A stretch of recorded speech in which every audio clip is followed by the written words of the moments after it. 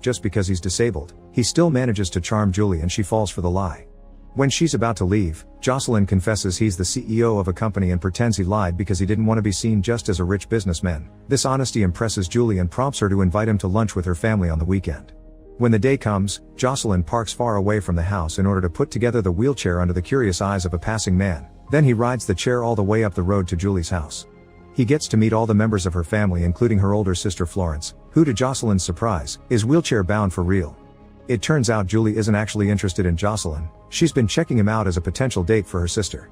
After lunch, Jocelyn and Florence are left alone so they can get to know each other better, and at first Jocelyn stays grumpy because he isn't interested, but he slowly warms up to Florence as she talks more and shows what an interesting person she is.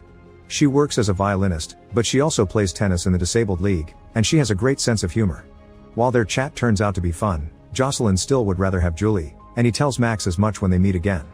Max once again reminds Jocelyn this is insane, but Jocelyn thinks he's good enough to fake disability in front of another disabled person and not get caught. Meanwhile, Julie goes to the apartment again and finds Lucien there, who is very confused by Julie's description of Jocelyn but plays along because he doesn't want trouble with an innocent girl. The next time Jocelyn visits his mother's grave, Lucien takes the chance to approach him and call him out for his lie, pointing out Jocelyn doesn't like his real self and lies all the time to hide it. The next Monday, Jocelyn goes to work after going out for a run and tells his secretary Marie she doesn't need to come to the office every time because he's installed an intercom. Afterward, he's surprised to hear Florence has come to see him, and since he doesn't have his mother's wheelchair, he improvises by sitting on the desk. Florence assumes he's doing that instead of using the chair because he doesn't want his clients to pity him, which she completely understands, and explains she's come to apologize for her sister, because she hadn't known she had been trying to play matchmaker. Their conversation is interrupted by Marie, who is trying to follow orders and not enter the office, creating a whole ridiculous situation.